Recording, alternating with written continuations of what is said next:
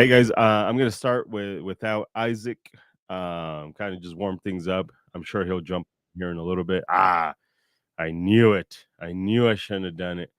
I knew it, but I did it anyways, and I started early. Isaac, and now he's jumping on. I fucking knew it. He's here. He's he's here. I was like, I'll just warm the shit up and get everybody. Hey, how's everybody doing tonight? Yeah. Where you from? That's funny. Cleveland. Holy Cleveland, holy shit. Fuck Cleveland. That's funny. You all set up? I'm all set. I'm ready to rock. You can hear me. I can hear you. Hold on. Let me do something with your camera. Wait, what? There you go. I fixed it for you. So, okay. All right. I went to the video settings and it said mirror on, and I turned it off. Oh, it was. It doesn't matter. Oh, I got it. Okay. Yeah. Never mind. It was off. Oh, I'm too retarded for the real world. So, how was camping celebration day? Camping celebration day, celebrating those who died for our sins by drinking White Claws in a river. It was pretty awesome. White people awesome. So, I don't remember who. Oh yeah, I think it was a BLM officer comes into the camp and he's talking to us, and then he's leaving, and I'm like, "Happy Memorial Day." Like, what? Why did I say that? Yeah. People don't say Happy Memorial Day. They don't? I don't think so. No. No, they say have a good Memorial Day, I guess. Oh. So, because I guess the people died. it's not Christmas. Well, Not that's somebody Christmas. died too, I guess. Yeah. No. Wait, that's Easter. Happy Easter. Yeah. Yeah. Happy hang your favorite guy on a cross day. On a cross day. he did. He didn't comply with the government's authority. Yep. Therefore, we killed him day. Also, never complained. Well, a little. Did he? He did a little. He's like, tables, fuck the tables, the tax man. Yeah. Did he complain about that? He threw a rage fit at the market. Yeah. So if you're joining us, please, the giveaway, the rifle giveaway is wrapping up this weekend. The website's on the screen, gunsforeveryone.com/legal-fund. We are giving away a Vepper in 7.62 by 54R, and it's a honey of a rifle. If anybody knows that reference. Honey. It's a little honey, and it comes with ammo. And if you go there, tickets are $5. $5 for the price of a Whopper Junior meal. You could have 15 chances to win. I saw Wendy's advertising the Bob's Big Bacon Cheeseburger or something like that. It's only $4 for the cheeseburger. Oh, only $4. Only $4. Yeah. So, hey, Tad, what's happening? Tad. Gun websites here early on, right away. Fuck yeah. Yeah. Fuck yeah. Did you check out the title? Because both Isaac and I are old. And last night I was like, "Hey, are we fucking podcasting?" Like I didn't even know. Did we agree? Did we not agree? Is it the week? Is it not the week? We wonder why we're not successful. I can't even keep track of our own shit. Yeah. So, capitalism, is it killing the Second Amendment? Is it killing the Second Amendment? I want to talk about that. I don't know if you have any other topics that you want to talk about. I got a couple things. Fuck yeah. Which one do we start with? Let's start with yours. Yeah, but maybe. Let's start with yours. Okay, let's start with mine. It's the title topic, so we got to hook them and fucking make them stay. Okay. All right. I see. Yours might be better. Little showmanship. Well, I kind of dug up a video that's been around, but it hasn't been circulating lately, and it's got some reinforcement of the things that we've talked about. Actually, I have two videos, so let me go ahead and share them. Share the screen. Share the Bam. screen. Bam. Wait. Wanker, man. Okay. Some people may have seen this video. Have you seen this video? Yes. Okay. So we have 4 people in the I don't know, Brazilian version of a Apple store. I don't think this happened in the US. Not the US. Yeah. And let's let it play through here. Everybody's chill. This is part of the 3 criteria for the dynamic critical incident. What would this one be? Yeah, I Pop don't know. quiz. Pop quiz, motherfucker. Pop quiz, motherfucker. Look at the demeanor of our 4 heroes here. Okay. What are they doing? They're just, well, the 2 chicks are checking TikTok because there's probably, yeah. I probably DM'd them and they're like, look, it's Edgar. They're like, block. Like, how many accounts does this dude have? Block. Well, you're wrong, because what they're doing is thinking through the shooting stage that's coming up. So they're choreographing their moves and they are ready to fight, as is totally obvious by their body language. Obviously. So, sarcasm here. This is the surprising element. These people have no idea what's about to happen. Now, this guy right here is paying attention, and his vision is oriented towards the door. So he kind of already entered into the startle. Kind of, but like he's not shown any outward signs of it. Yeah. He's looking in the direction where the new information is coming from. Correct. Which would be the doorway. And our bad guy is doing the whole, I think I'm going to rob you body movements. And he has the helmet on. So now this guy starts his draw. And of course, there's a timer and his hands are in the surrender position. And oh, no, that's not true. He's in a chair and he has to reach under the table to access his gun. So now where is the attention of all of our people? They're all looking at this guy, but they're still in a very relaxed posture, which means they have no idea what's about to happen. Surprise, bitches. Okay, so he pulls a gun out here, and our guy here is going to fuck with his gun a little bit. Like, what is this right here? What's he doing? Taking the safety off, maybe? Maybe. It's kind of hard to tell exactly where his thumb is. Yeah. But he definitely fucks with the gun. All right, so he's fired here. The sound is a little delayed. I don't even know if the sound is coming through. Doesn't matter. But as soon as he fires and the unexpected stimulus happens, watch our 3 other people. Boom. They go into the startle. Go into the startle response. And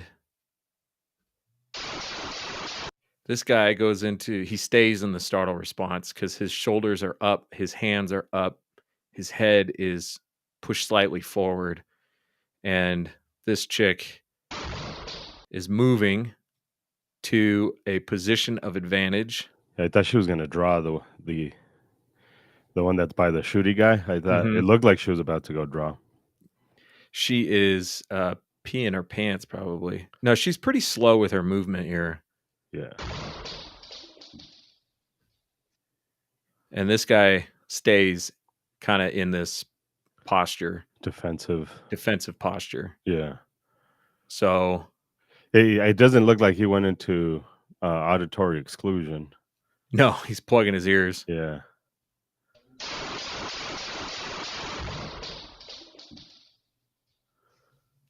So the obviously the only thing is you could tell not much training.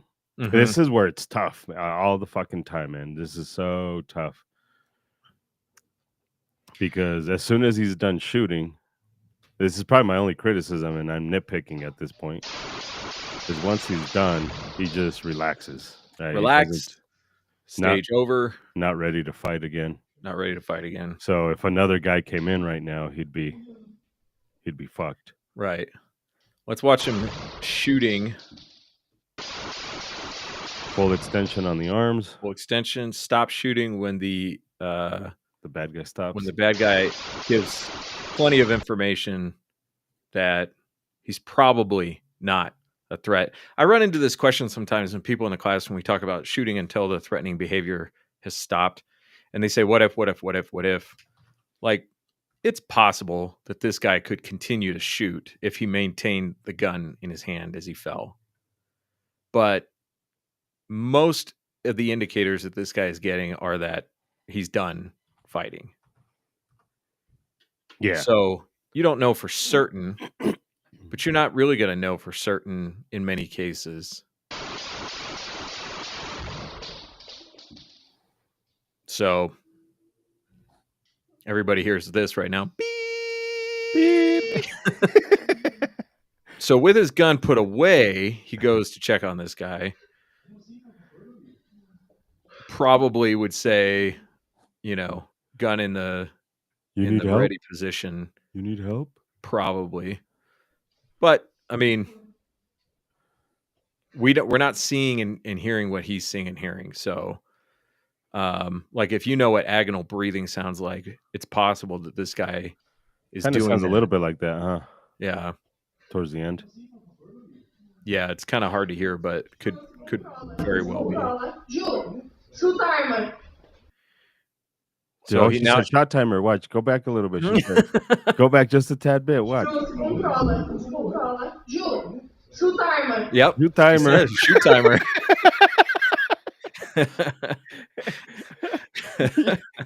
He's like, what? He turns around like, what are you talking about? So now he's going out. Okay, he's drawn his gun again. Yeah, he drew his gun maybe right here. I wonder if now he's in movie mode. He's doing John Wick. Oh yeah, he went down into the choreograph. Now he's doing choreograph shit. Yeah. It's interesting because now he's going into choreograph shit. Yeah. That's interesting. So anyway, the biggest thing I wanted to point out was that startle response and then the next action that each of these people took. Both the ladies basically tried to create a little distance and a little barrier between them and the direction of what they believed to be the threat. Correct. And this guy didn't. He just stood there. So that's crazy. And that's that. Like most likely, we'd say probably that's a natural response. All three of them are in a natural response. Yeah. But not necessarily an effective response.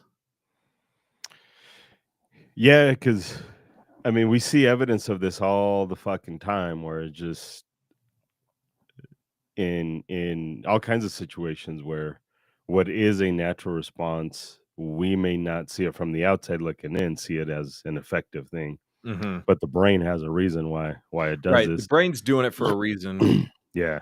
I think the one that we're most critical of as adults, at least from my perspective, is rape victims that live with the offender. And they're just like, why didn't you just leave? And why didn't you just do this? And for a lot of them, it's just like, well, if I left, I probably would have died. So I had to calculate how to leave. I was just watching a story of the serial kidnapper, early 2000s. This girl, the dude dropped her off at a shed somewhere in the middle of fucking nowhere, tied her up, said, if you try and leave, kill you, all that stuff. And then she was able to wiggle herself out. And every time he would leave, she would leave and write a journal, take pictures, and she like kind of leave some sort of evidence that it happened in case she died or whatever. But then as soon as she heard him, she would tie herself back up and pretend like she was tied up. She knew she was going to get raped every fucking night. But in her brain, it's just like, I just got to deal with this. To like everybody else is like, fuck, just leave, just take off. But for her, this is the best way I can see my family again, is take my time and calculate this. So yeah, like appropriate body's natural reactions that we don't understand why the fuck it happened, but it happened. Yeah, and this guy, his perception of what was going on might not have included that he saw anywhere to go. Yeah. And so maybe his best response in the moment was just Don't go kind of like deaf. stand still and don't move. Don't go deaf. Like, for the moment, I'm absolutely safe in this spot at the moment. At the So let me moment. just plug my ears and And pray. stand here. It's a Just complex response, people distill it down into the, fight, flight, or freeze, or they're like there's a bunch of different. It's not just fight or flight, or freeze, but it's outwardly it looks pretty simple. I I always think. argue that there is no freeze. I think we have enough evidence to know that it's not freeze. It's just your brain doesn't know what to do, Hmm. which because it's not a literal freeze. It's not like I'm frozen. It's more of my brain is trying to process the information. So in order to not fuck it up, your body just kind of again, it seems like it's frozen. You're just trying to figure out what the fuck to do. Yeah, I guess it's one of those things where the language could Yeah, very well matter, yeah, because if you say freeze, that could imply that you can't do anything or you're not doing anything when in correct, fact you are doing something. correct, Uh, it's just not explosive movement. correct. It's not necessarily effective. Because a lot of people have experienced where something unexpected happens and you are trying to process information, but you're discoordinated, I guess, Yeah. when it comes to it.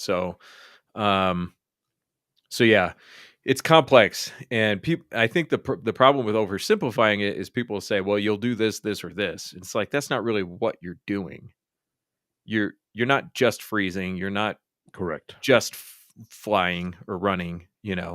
I saw a video earlier of a cop getting into a shootout, and he ran, and you could tell he was trying to find a position of relative safety, and he couldn't find it. He just kept pursuing it and realizing it wasn't a position of safety, and then kept going.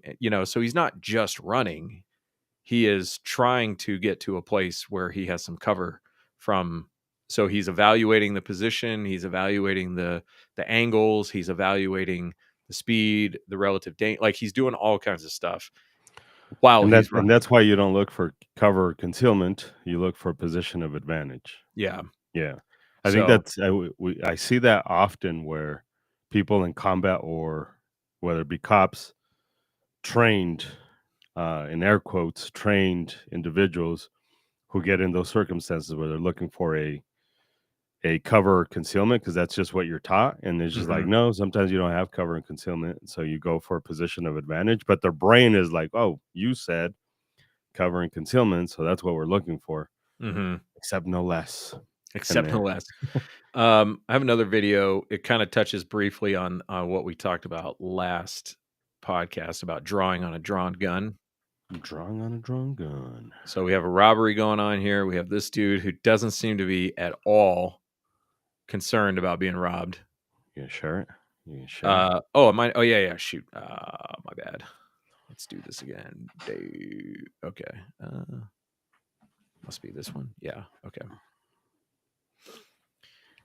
I know you've seen this one. Yeah. All right. So our guy here in the blue shirt, chilling. Woman kind of in a defensive posture, left shoulder up, head down. And if we go back, I think that's a response to seeing the gun pointed at her. Correct. Let me Anticipating the shot. anticipating. Yeah, the video doesn't start soon enough, so we don't know when she saw it. Correct. So, guy's got the gun out. This guy in the black sweatshirt draws his gun and gets. So we talked about this.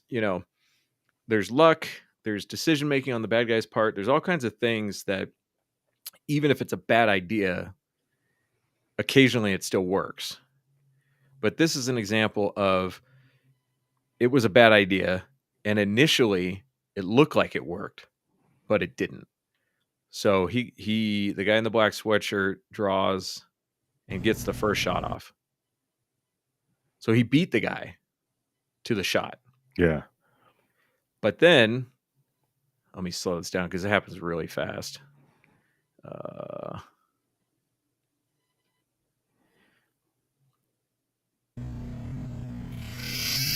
That guy.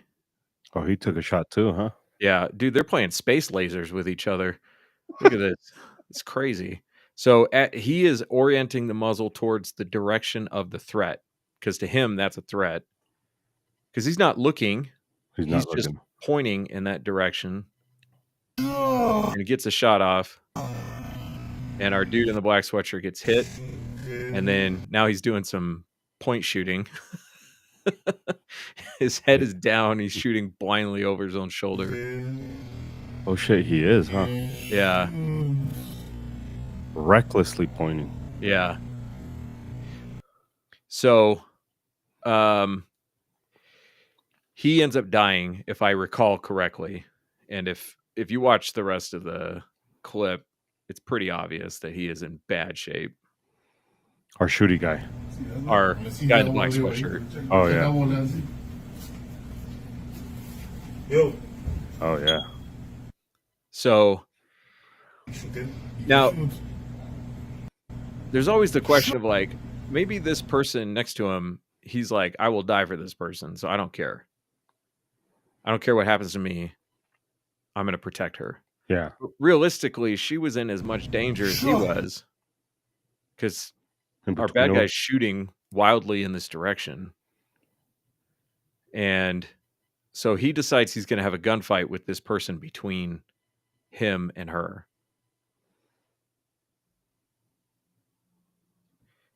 So I'm not saying what he should have done, but even though it looks like initially he wins the draw, he ultimately doesn't win the draw. So he won the battle. Yeah. And that's another thing, is just handguns are inherently pretty weak, and you can win the draw and get 2 or 3 rounds in the bad guy and still not win. Yeah. Yeah, I mean, people, and regardless of caliber, people forget that when you're talking about momentum, when you're talking about kinetic energy, when you're talking about potential energy, compared to the mass of a human, it's pretty fucking small. Right. Like it's not pretty awesome. It's pretty fucking weak. Because it's still a pretty small projectile. Like it would have to be coming. The only thing that helps rifles is that it's coming really fucking fast. Right. It's the only thing that helps rifles. It's coming really fucking fast, and that's kinetic energy, right? Half mass times velocity squared. Mass doesn't matter as much in the object as much as velocity, but handguns are traveling, comparatively speaking, pretty fucking slow. Yeah, it's bonkers. So this guy's options here were very limited because he let his woman sit on the outside. So he can't get up. And this guy, he could get up, but I think he was kind of in this his own position of like, maybe I shouldn't draw on this guy. It looks like he's carrying small at the back. The guy in the blue here. Yeah, because he does draw a gun, huh? He's about maybe 4 o'clock. This is why you don't carry in dumb positions. Yeah. So anyway, since we were talking about it last week, yeah, I thought I'd bring it up. Fuck yeah. The thing is like, luck is a factor, but luck goes both ways, good and bad. And instead of the word luck, I kind of prefer the word chaos, even though luck is like a shorthand, but chaos is more, you don't know who it's going to benefit and who it's not going to benefit. And it's part of the self-defense or the dynamic critical incident definition. It's chaotic. You don't know what's going to happen next. And we assume, a lot of people assume that the handgun is the fight ender, and it's really just part of the fight. Yeah. There's a lot of studies in math about chaos and how in the chaos order is kind of restored. Mhm. So fucking weird. That's why we spin in the universe a certain direction, and this is why we're in a plane and not fucking all over the place. It's because there was chaos at first, and the universe is so. I mean, outside of celestial beings and shit like that, whatever it is you guys believe in, because of the chaos, it got rid of all of the chaos. The chaos got rid of the chaos, um, and made it awesome. It's fucking weird. It is weird. I don't have the video. I wish I did, but there's a video that came out of this Ukrainian soldier shooting a drone at almost point blank range with a shotgun, a double barrel shotgun of all things. A fucking breech And loaded with and the drone blows up, and you could see that there's like a post right next to the guy, and a chunk gets taken out of that post by the shrapnel from the Jesus. explosive. I mean, so a piece of shrapnel just went right next to his head and hit this post. And the first thing he does after he shoots this drone is giggle. Oh, those nerves kick in. Oh, and it was a double barrel shotgun, and he hit the drone on the second shot. Jesus. Talk about luck. Yeah. Talk about Uh, luck. Tad said Fucking spine shot. I'm guessing on that first video. on that first spine one, shot. yeah. Yeah. So Joseph said, "What guns will be banned in Colorado next year?" All of them. All of Yes. them. I Basically all of them. Yeah, I haven't spent much time with that legislation since it became obvious that it was going to pass. So I need to go review it again. But it's bad. It's real bad. Yeah, Actually, isn't the answer technically none? technically none. So Yeah. the answer is because they're giving you a way to get the permit to purchase. So technically none. Hmm. But there is already signs, and I don't know how true the rumors are because you know how the internet works. But there is a few people who I wouldn't say would lie, but I wouldn't trust them fully. And there's been plenty of people who say that there's distributors who are already not shipping to the state of Colorado. We've already had that problem even before this bill. Even before, yeah. Yeah.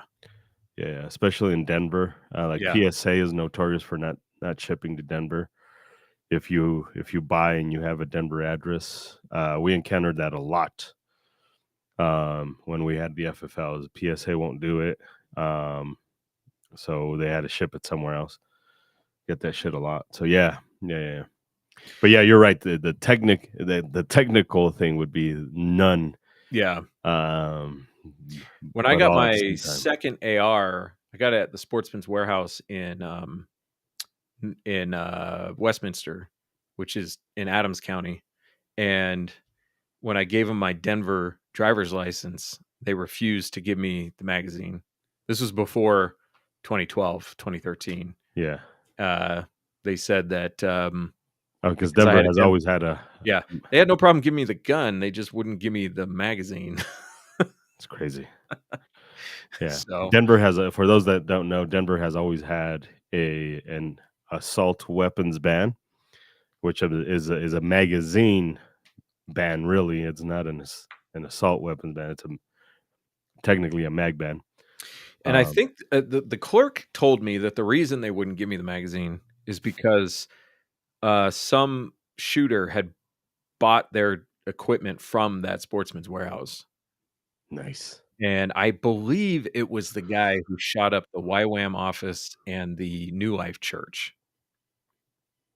Oh shit. He had a Denver address, and he bought his stuff at the Sportsman's Warehouse, went to Wheat Ridge and shot some people, and went to Colorado Springs and shot some people. So, Oh, that's crazy. but anyway, what was I gonna say? I can't remember. Probably stupid shit. Let's Probably stupid shit. 90% of it is. You know how I know is because I go back and just watch videos of things I've said, and I'm like, yeah, that's dumb. That's dumb. That's fucking stupid. Uh, So, how do you think capitalism could well, be? this is a thing that I've been kind of thinking about. I said I was gonna make a video last time we did a podcast, and I haven't. Part of it was just being sick, and I'm still kind of a little bit under the weather, congestion, shit like that. But um, I was thinking about it today, and I was like, yeah, today I was thinking about it today. I was like, fuck it, we'll make it part of the topic. And then I did a video that I posted up early while I was doing my walk. Um, I'm gonna try and do that more often. Is make videos as I walk. And it's this idea, and I've been toying with this thought for a while. Is this idea that is capitalism killing the Second Amendment? Are we getting to a point where now I enjoy capitalism. I like the free market. I'm a huge fan of freedom, but I think we should criticize things we like as the only way we understand if we fully we can defend it better that way. I think is a better way of doing it is by being self-critical of the things we enjoy so we can defend it better. But if you think about one way that we can beat most of the gun laws is if everybody would sacrifice finances, right? If everybody would say fuck SB 25003, let's shut shit down. And you imagine so every fucking gun store, fuck the excise tax, don't buy your guns here in the state of Colorado, let's shut the shit down. Let's open up in Wyoming. Let's open up a co-op in Wyoming, fucking profit share, whatever, right? Some stupid shit like that. Um, and I know this is not practical. This is just a thought.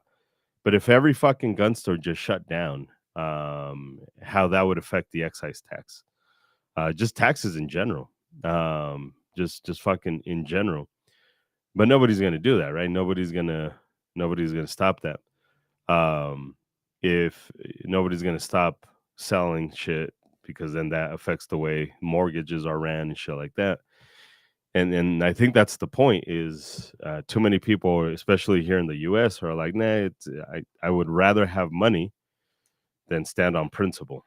A lot of sheriff's offices, in fact, not a single fucking sheriff's office has said that they're not going to abide by 25003 because at the end of the day, it affects their bottom line, right? Because Mhm. if you don't, this happened in 2013. Well, fuck, if you're not going to enforce the law, we're going to take your money away. We're not going to fund you anymore.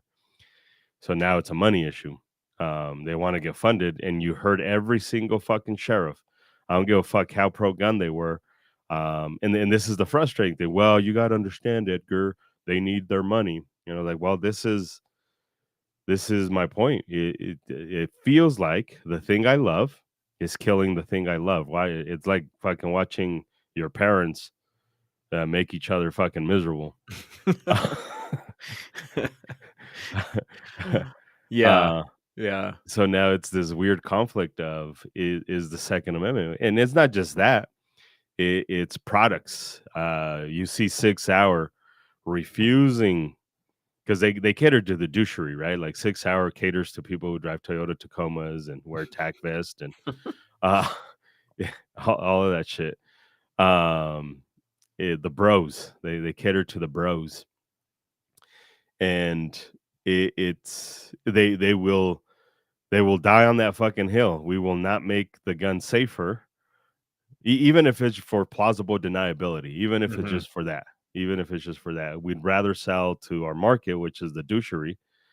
Um, and that's fine if it was a safe gun, but it does that. We got micro guns, we got subcompact firearms. Everybody knew their shit. Like, how many students have you had who were shooting really small guns? They're like, "Oh, this gun's too snappy. Oh, I don't think I Yeah, I like this had, gun." was doing the briefing with, the students before the last class, I think, Uh, and this smallish woman She's like, I brought a Sig P938. And I was like, oh You're man. gonna hate it. And then her husband, who was like 3 times her size, I was like, what'd you bring? He's like, Sig P938. Oh shit. Like when he took his finger off the trigger, his finger was almost past the muzzle. Yeah. But we get subcompact firearms, and everybody knows they're fucking garbage. Mm-hmm. And like everybody knows they're fucking garbage. And I'm sure you'll have people in the comments or people later on Reddit. They'll be like, well. Like, no, let's be honest. Subcompact firearms in general are hot garbage, but they're easy to market because if I just tell you, well, they're going to be awesome to carry, which is not consistent with the kill principle, right? Like kill principle has proven that smaller guns are worse to carry. And the pressure equation, this is physics. This is plain old fucking physics. Physics has already proven that smaller guns for carryability and for shootability are bad, but they're easy to market because all I have to say is it's going to be more comfortable for you. Mm-hmm. So you sell garbage. How many guns in 2025 do we not see that still have safeties? Mm-hmm. Our Brazilian dudes looked like he had to do one thing before he shot the bad guy. It worked out, awesome. It worked out, but we have another video of a grocery store where it almost didn't work out. This dude pulled out his gun, fucking drew it. It still had a safety, but companies, instead of saying no, let me teach you how the gun actually works. You don't need a safety. Let me just teach you how it Mm-hmm. actually functions. Instead of spending time educating, they're like, fuck it. If you're gonna pay me money, I'll just fucking ship you a shittier gun. Mm-hmm. So that's the thought, right? That's the So um, capitalism, I think, is misunderstood by a lot of people. Um, Capitalism is basically the most brutal form of natural selection in the economic space, yeah, and it extends past the economic space because income and resources, determine a lot of things about your life. But the dollar is a tool; it's not an end. In capitalism, the dollar is a tool; it's not an end. If you treat it like an end, you will die. You have to treat it like a tool. And the end should be long-term success. yeah, And if you kill your own customer base, then that's not good long-term success. That doesn't spell long-term success. So if you're chasing the dollar at the expense of your customer, you won't be around as long. You'll be around longer than anybody wants you to be around, but your goal should be to perpetuate your success across time, not to chase the momentary success. And so it's not capitalism, it's greed, I think. yeah, Now, capitalism plays into greedy hands really well, but so does every other system. So it's not unique in that way. I don't think you can get away from greed playing into, or any of these systems playing into greed, because it's a fundamental principle that resources gather in smaller and smaller places until chaos comes and disperses those resources across, like a star collapsing in on itself and exploding and then spawning the beginning of new celestial bodies all the way down to the cellular level. This is just the way things work. And capitalism happens to be maybe the most stable system you can build if it's allowed to do what it's supposed to do. If you get in the way of the natural process, then you get more things that should die that don't die. So like you the get NRA. like the NRA. When you get propped up, when you prop up these companies artificially, and this is where like something like a lawsuit for pointing out SIG's problems and getting the legal system involved, that's artificially propping up a bad product or maybe even a bad company. because now we're putting the force of the law behind it when it really should just be the market that's doing it. Yeah. So when people like to say, I think it's shorthand to say capitalism, but Yeah. I think it's better to just say greed. Um, and greed is, I think, more obvious when more people have opportunity to succeed, and you could see more people with more stuff and more resources, and you're like, well, they're just being greedy. It's like, well, you have similar opportunities to that person. You don't have the same opportunities, but you have similar opportunity. You don't have a system that's trying to keep you down. You just have your own limitations that are keeping you down.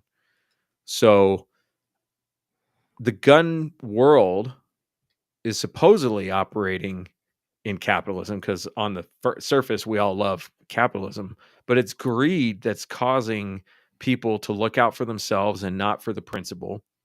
It's greed that's causing people to make bad choices that represent the community in, wrong or in a bad way, and those are personal moral shortcomings, I think. And it's easy to have personal moral shortcomings when the system itself is full of resources. So, like SHOT Show, can you imagine like a Stone Age version of a convention where people just are free to leave their daily life and show up at this place with, thousands of people who hauled all their shit on an airplane or in a bus and like laid it out where it could be stolen, and like SHOT Show is a pretty good example of how easy we have it. It's so easy that you can go to this anomaly in human history, this completely novel thing, and get bored. You're like, this is lame. So, like we have more than we know what to do with. And I think it's easy to lose your principles when there's nothing really pushing you to stick to them. Yeah. No, I don't know where I'm at with this. It's still a conflict for me. And that's why I want to have this conversation. Um because I mean that's 100% true, this idea of greed more than anything else. But in the gun industry, it almost seems like it's a concept, I guess. Hopefully I'm correct about this, but like the Second Amendment is more of a concept than anything else. Um, it's an idea that has flourished, and I have guns, you have guns, whatever. But like it's just a thing. It can't protect itself. It can't, like, I can decide whether or not I want to participate in the product. But when we're talking about the Second Amendment as a whole, there's so many sections of it that it seems like nobody's actually protecting the Second Amendment, because it's just an idea. Like, how do you protect an idea? Mm-hmm. How do you protect a concept? And you call it greed, call it capitalism. And in the US, we've never really had capitalism. I don't think we've ever, in the history of the actual constitutional US, we've never really had capitalism. We've had cronyism. I think that's what's more prevalent here in the US. But it, it's it really is, how do we make money? And if we can't make money, then it's not worth protecting. If there was no money in RMGO, if there was no money in the NRA, if there was no money in USCCA, if there was no money in all of this shit, organizations that are supposedly here to help you, they would not help you. Mm-hmm. I don't think any of these organizations would help you for free, without being funded. So Mm-hmm. I think that's this. We get to a point where it's like it's disingenuous. That's a conversation I had. Go check out the videos, just me crying and bitching about bullshit. You Um, ugly crying into the camera when you're walking. yeah. 9 miles. But even the mental health conversation, it seems like, and let's not pretend that I'm not guilty of this myself. but it seems like everybody's on a rush now. Because I remember you and I, we talked about suicide and guns fucking way early on, Mm-hmm. in Guns for Everyone, pretty fucking early on, and we were hesitant about even talking about it because nobody else was talking about it. I think we were the only ones that were, or maybe there was other people, but we were the only ones that like talked about it and we mentioned it, and at least I did. And now it seems like fuck, there's money to be made in suicide prevention. So now the NSSF Well, there's involved. another currency besides money, which is attention. Attention, yeah, So even if you're not selling suicide prevention kits, you're building attention for yourself by talking about it, which then translates into into other money. resources. So Yeah. So it seems like we're more focused on gaining a resource. hmm I think that is a kind of better way of looking at this, gaining a resource for my own benefit than it is I'm genuine about helping out. hmm Um so I had this brief discussion about how I'm very vocal about, and I encourage you guys to watch the video. I'm gonna say most of it here, but I'm pretty vocal about my yearn for the earn. Um and nobody reaches out. hmm Zero fucking humans. Nobody. I think I gave you a pass, because we talk often. Like I Yeah, think if something was wrong, you would know it. right. Um, but everybody else, nobody reaches out. So it's just like, okay, are we serious about what we mean, hmm or are we just saying it on the internet just to where we're just trying to gain the resource, gain the attention, Yeah, gain the money, gain the thing. And yeah, that's at some point people are going to start to see that, especially the government, right? They're not serious about this. They just want to make more money.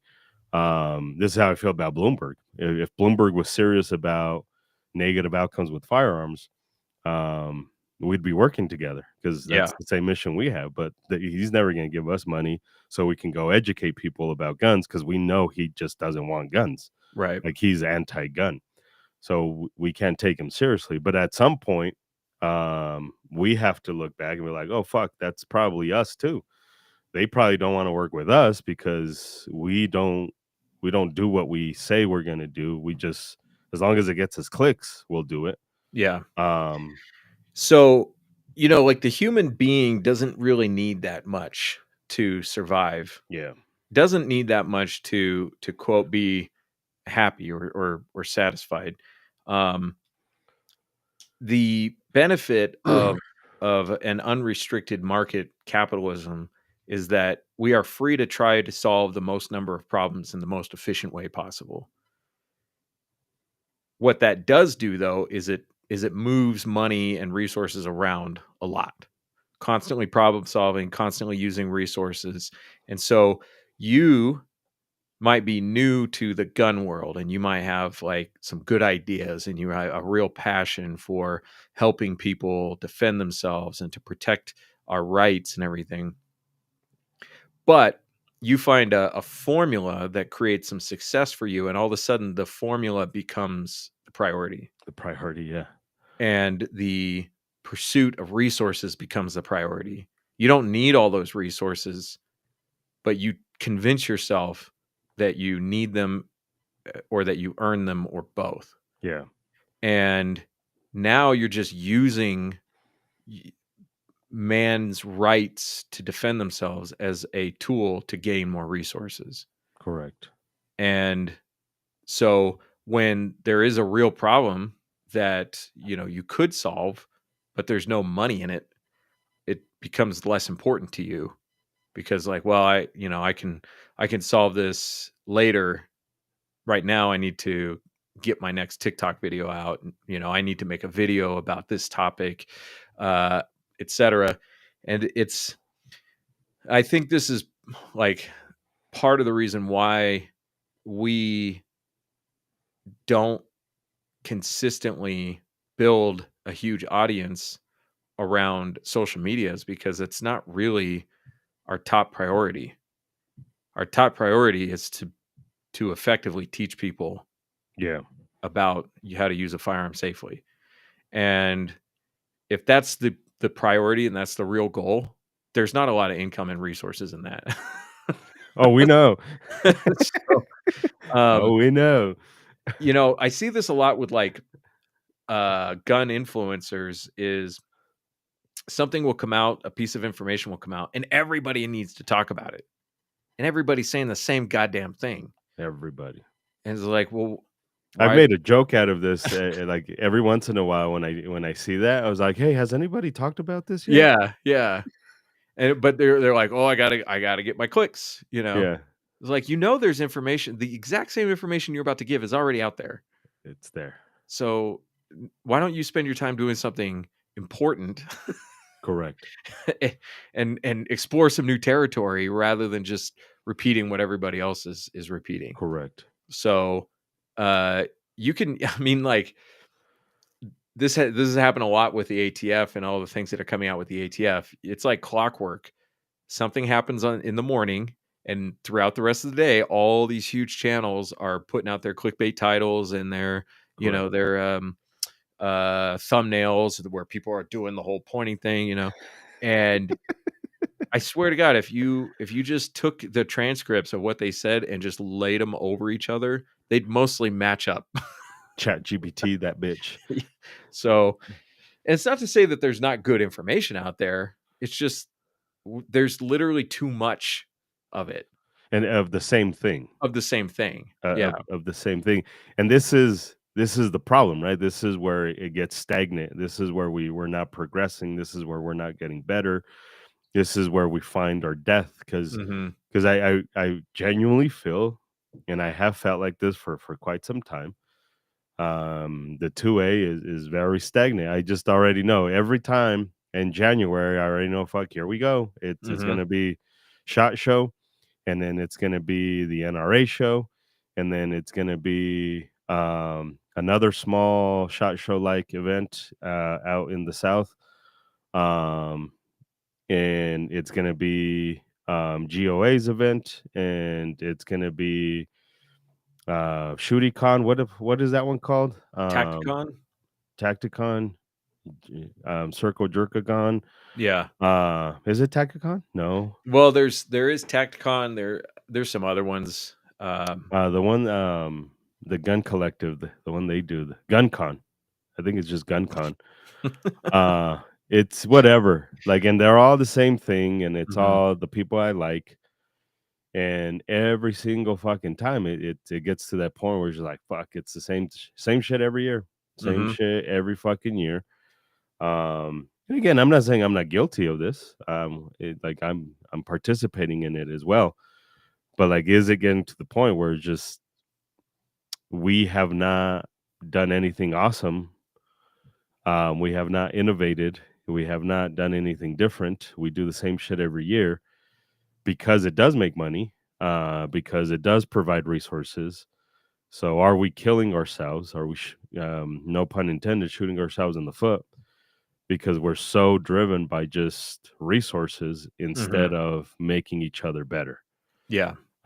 Unfortunately, there's a lot of people who I kind of respect who do this a lot, where it's just like you just talk shit about these people, and now because they paid you, you're gonna work with them.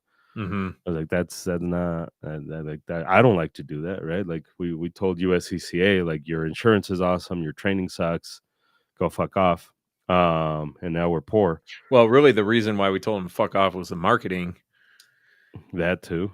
you know. Um, But and it was not like an angry thing. It was just like, look, this correct. isn't working, and Yeah, it's interfering with the principle, and we're here to teach, correct. and we're here to effectively teach, and you guys are getting in the way of that. Yeah, So take that your yeah for sure. yeah. And now we're poor. Because now we work with FLP, and they don't interfere. Mhm. But the finances show it. Yeah. But the finances show it. And I and You know and and I'm okay with it. Like yeah. I'm not like super sad about it. I mean, But I don't rely on the teaching to keep me off the streets. yeah, I do. But I do need money to make it worth my time Yeah, to invest. And even that being true, I I don't push FLP in environments where it is going to get in the way. I know I could make money. I know that I could get, a few people to sign up if I gave 20 minutes of the class to that topic, but that's not what we're there to do. It's not what we're there to do, and We're that's not we're what they're there. That's not what they are there to do. Yeah. Like, we're here to use our 4.5 hours as efficiently as we can to get through the bullshit we have to do and to try to give you at least a basic foundation of how to handle your firearm in a fight. I Correct. don't have 20 minutes. I could use the money, but that's not what we're here to do. Correct.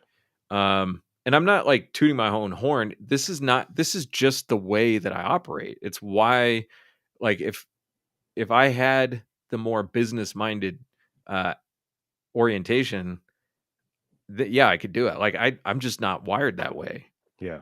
I've got other good ideas that are not gun related that I can't seem to make them happen because I'm not like that businessman type Correct. person. So, and there's other people, like, we know plenty of people who poured their heart and soul into this and never gotten rich off of it. Because that's not what they're there to do. I think Pincus is a good example of somebody who works extremely hard, but what he works hard at is making his teaching better and improving his idea of a concealed carry firearm for actual self-defense. Like, the Avidity Arms, the PD-10 is not going to be a gangbuster. It's not going to be a P365. It's not going to be a Glock 48. But it's a really well thought out self-defense handgun. So if anybody's looking for the right self-defense handgun for concealed carry, that's the idea. Is like, well, I'll make it, and maybe I'll sell 10,000 of them before I die. Before he dies. But if I say that this is what the gun should be and nobody else is making it, then I'll make it. Yeah. Even if it's not a commercial blockbuster. It hasn't been. Yeah. And it's because it doesn't cater to the douchery, right? It doesn't Right. cater to the double stack, and it doesn't cater to the he could have very easily done it, but then it wouldn't have been a good self-defense firearm. Mm-hmm. And he's like, not using shitty marketing to promote it. correct, or any. Or, Yeah, or that's probably more about him, like the way his brain works. It's Yeah. like, once he did it, he's like, I did it. What do you like? Wait, Buy it yeah, if you I want made it. the gun. No, you buy it. Yeah. Yeah. Well, and there is a fine balance, right? Like, Porsche does this in the gun industry. Porsche got hip to the idea that if you make a shitty SUV, and you rebrand an SUV that already exists, say you got an Audi because your sister company makes Audis, and you rebranded it as a fucking Porsche, you can make a fuck ton of money that way. But they've always been honest in this. That's not it. Like, I don't want you to buy a fucking Cayenne. Mm-hmm. I don't want you to buy a fucking SUV. Like, I'm happy you do, but the only reason we make a fucking Cayenne and those other dumb fucking SUVs that are Porsches is because I want to keep making the 911, and the 911 loses us a fuck ton of money. Mm-hmm. But we want to keep making it, and that is so they've always been honest in this. I don't think I've ever heard them like, Porsche SUV, that's what you should, but that's what people buy. Mm-hmm. And that's where their profit is at, and then they dump all their fucking profit in the 911. Yeah. Well, isn't Ferrari, I could be wrong about this, but doesn't Ferrari just basically as a business funds Ferrari racing? Like, I think that's all Ferrari ever wanted to do was race. Yeah, so they made a fucking Mazda CX-30 or whatever the fucking SUV, because they fell into that trap too. Mm-hmm. They all did, right? Lamborghini has the Urus, which is just an Audi. What a stupid name! Stupid, yeah. When you have Diablo and Huracan, and you're like, Murcielago Urus. It's probably his it's almost like name. you're daring people to buy it. I bet you won't buy this. Let's call it Yeah, the Urus and see if the you still wanna Urus. buy it. Yeah, Oh, you bought it. Sweet. We can still but make Huracan. yeah. And look up the Ferrari thing. Ferrari, all they did is took Mazda's SUV, and they're like, "Oh, this is it. Fucking, we Mhm. we we got our fucking Ferrari SUV." But I think they've always been honest. So like, well, that's not what we want to do. That's Yeah. that's just what you fucking idiots buy. So Yeah, we we'll just wanna give go you, do the 24 hours of Le Mans, yeah. and we wanna win it, and it's expensive. Yeah, so we know idiots will buy SUVs. So fucking here you go. Here's the fucking Porsche Cayenne. Yeah. But gun companies don't do that. Like gun companies They're will selling on the Second Amendment. They're selling on yeah, self-defense. like Staccato is, and I know we're gonna catch heat, or at least I'm gonna catch heat for this, but Staccato should not be marketed as a self-defense gun. It's an awesome competition gun, I'm sure, but it should not be marketed as a self-defense gun. Like Mhm. it's everything. It's like the Ferrari F40. Yeah. Sweet, sweet car, no airbags, and no power windows. Yeah. In 2025, that would be a Yeah. shit. I just drove a stick shift not too long ago. Um, and I remember I was like, "Oh, this is why we used to suck at driving." Like everybody who drives a stick shift sucks at driving. Because Man, it's I used my first car was a stick shift and 12-inch wide tires with no power steering. And I used to eat and drive in that car. yeah, So, and one time I sliced my hand open and I couldn't use my hand at all to drive. And I was really trying to keep pressure on the wound. And I drove myself home in that car or in yeah, that truck. like Yeah, shit it's like, why do people drive stick? Mostly these days because they like it. because they like it, It doesn't or at offer least, or at a least they want to say that they like it. yeah. It doesn't offer any real value over a modern automatic. Nothing. And people are like, "Well, it's more fuel efficient." Not anymore. Not It's not. The anymore. computer is smarter than you are Yeah, at not managing anymore. fuel Y efficiency. it's more difficult to drive and text in a stick shift. Mhm. You can't watch videos as Yeah, easily. yeah. You can't take So, naps as easily while you're driving. Uh, I mean, they're fun. My brother's car is the most fun I think I've ever had driving. But I drove that thing from Colorado Springs to Fort Collins in rush hour traffic, and that was a nightmare. That was not fun at all.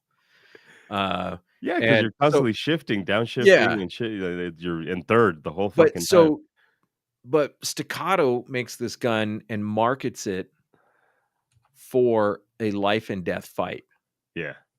and you get YouTubers who are doing their marketing for them. They're basically just showing how fast you can shoot the gun. Shooting the gun fast is not all that it is. Like in fighting, it's not the same thing. It's not. Um, We just and seen the dude beat the dude to the draw and the shot, and he still fucking died. mhm, So, like, that's not what it is.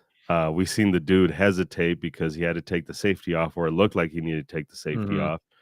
And when you have a staccato, that's what you're gonna have to do. mhm, And then did you train for it left-handed? Like, you mhm, might have to fucking shoot the fucker left-handed. Have you trained to take off your safety left-handed? But for staccato, it's just like, we just want the cult. We want the cult following, and we want money. mhm. We want pretentious douchebags, to carry our guns, and we're just gonna build a cult, Yeah. at the expense of humans, and hopefully nobody dies Mhm. carrying those guns. But it's that, right? This is Yeah. why I think it's important to have this conversation. One of the funny conversations around the staccato is that Ben Stoger was pointing out that it was not drop safe. It has a free floating firing pin, and uh, talking about if you drop it on the muzzle, it will go off. And people Did they arguing go like, try it? I think he did. I'm not sure. He didn't put a video out of him doing it, but I think other people But have. I mean, that's been true for a lot of these free floating. firing pins. So then the argument from people was like, well, if the muzzle's down, then there's no danger. There's no danger. Yeah. Like, no, that's not how bullets work, dude. So it's like, well, at least it just went through the floor into my neighbor's apartment. It didn't hurt me. Fucking stupid. So, yeah, I mean, I think a lack of principles is what's killing the Second Amendment, but I don't know where the fault is. Like, where's the Yeah. root of that problem? Because principles are hard. So I'll give you an idea of principles. This occurred to me, I think it was today, maybe it was yesterday. So warfare used to be, primitive warfare was like extremely scary because there were no tactics really. It was just two You got in groups a of line. people. What's that? You got in that line and you fucking. Well, like there's a video on YouTube of this battle taking place on Papua New Guinea, and these are Stone Age people. I mean, this is modern times, but they're Stone Age people. They're fighting as if they were in the Stone Age, and they are scared, man. They are really scared. There's no order at all to the fighting, and what can happen when there's no order is that the worst brutality that you can think of will come out. Yeah. And more people will die than maybe need to die. And it's, when one group turns and runs, like the human instinct is to chase them down and kill them. Kill them. So the Western world developed organized warfare to help manage the risk of putting armies up against each other, so that the brutality was kept out of it. Conflict is inevitable, but we don't necessarily need to be brutal with each other. Yeah. But it took thousands of years to develop that.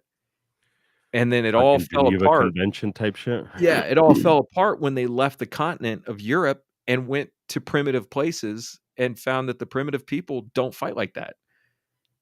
The primitive people will ambush your orderly army and they will scalp them.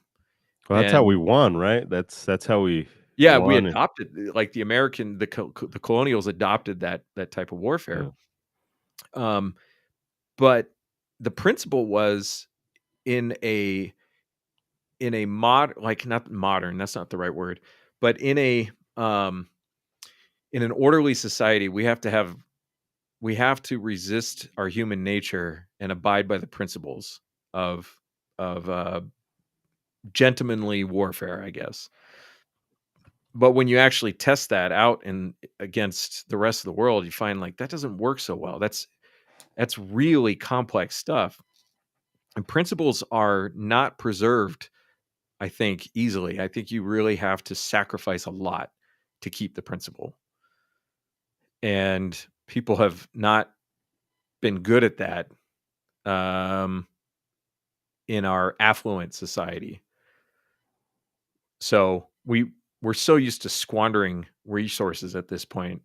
Why wouldn't we squander our principles too? So I mean, it's hard. Like I'm not that great at it. I make compromises that I don't like.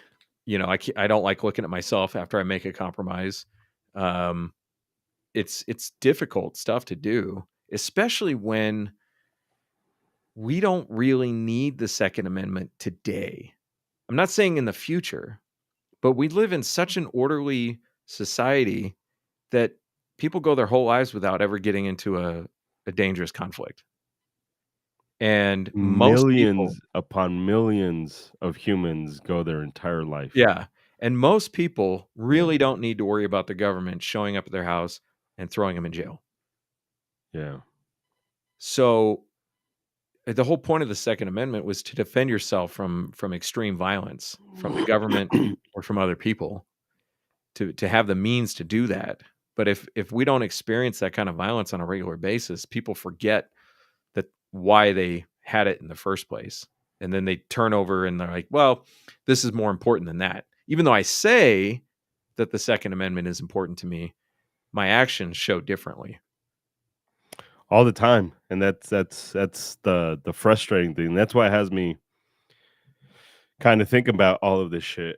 Mhm. is and there is this guilty by association type shit where people will justify why their sheriff did it, or Mhm. people will justify why the local gun store did the thing, or why Mhm. PSA does the thing, or why the NRA does the thing. Right? It's kind of like the Trump thing right now, where he's actually adding more to the debt, and then people are like, no, no, that's how you play chess. Like Yeah. you're actually You have to supposed to spend lose. money to save money. Yeah, yeah. You're It's starting just to like sound like me when I'm looking at buying a car. Well, I mean, I could just keep driving this one, but eventually it's gonna break, so I need to buy a new one now. now. Yeah. So, yeah, people will bend their logic and even their perception around their goals. Um, your perception reflects your goals. And so if your goal is to defend Trump, then you're only going to perceive things that would seem to defend Trump. If your goal is to defend uh, the Second Amendment, then your perception will be how do the things that promote that perception. So when you see people saying things like "I support the Second Amendment," but and you're like, "Nope, that's not how it works." That's not how it works. Whatever is about to come out of your mouth is not going to trump my understanding of a human right. Yeah. So, but now you sound like a crazy person because then I'm in the class saying I agree with zero gun laws, and you, Zero. you get probably a quarter of the people in the None. class like zero. Zero? Yes, zero. Is zero. Yeah. Yeah. But what if? What if? Yeah, How many times have you had super gun people take the test and be like, "What the fuck? yeah, I do believe that we should take this class." yeah. Like that shit happens to me a lot where it's just like, "Well, I don't think Yeah. I don't Actually, it's kind of funny. I had a class like, back in January, I think, and the question came up about red flag laws. And my goal in the class is just to explain what they are. I'm not going to get into why I don't agree with them because we don't have time for that. yeah, You need to know what they are because they exist and they could affect you. So let's focus on what's important in the moment. But people do end up usually saying something about, them trying to take away your guns. But this one woman in the class, she was like, wait, I don't understand why that's a bad thing. I said, well, I'm not going to go into it right now because we don't really have time. But I'll just say this: the people who have the right to take your stuff away from you can take a lot more than just your stuff. And then we just kind of like let it go and we finished the class. And then she came back to the range for the shooting part and we started doing the test. And I started using the test as an explanation of how ridiculous these laws are. And we got to the part about the safe storage law where your handgun needs to be in a locked, hard sided case and it needs to be out of view, but it doesn't need to be secured to the vehicle. And your rifle needs to be in a locked case, but it doesn't need to be out of view. And it also doesn't need to be secured to the vehicle. or hard-sided case. The long But the gun does point have to be. is Yeah, the point of that law is to prevent the unauthorized access of those firearms, correct. but it doesn't require that you secure the firearm to the vehicle in any way. Correct. How does that make sense? And for long guns, it doesn't require that you even put it out of view. So I tell people you could put your rifle in the case and lock it up and set it on the dash, and you are following the law. And she was in the class and we started talking about these things, and she started to like understand the absurdity of trying to use laws um, to control how responsible people are or Correct. aren't.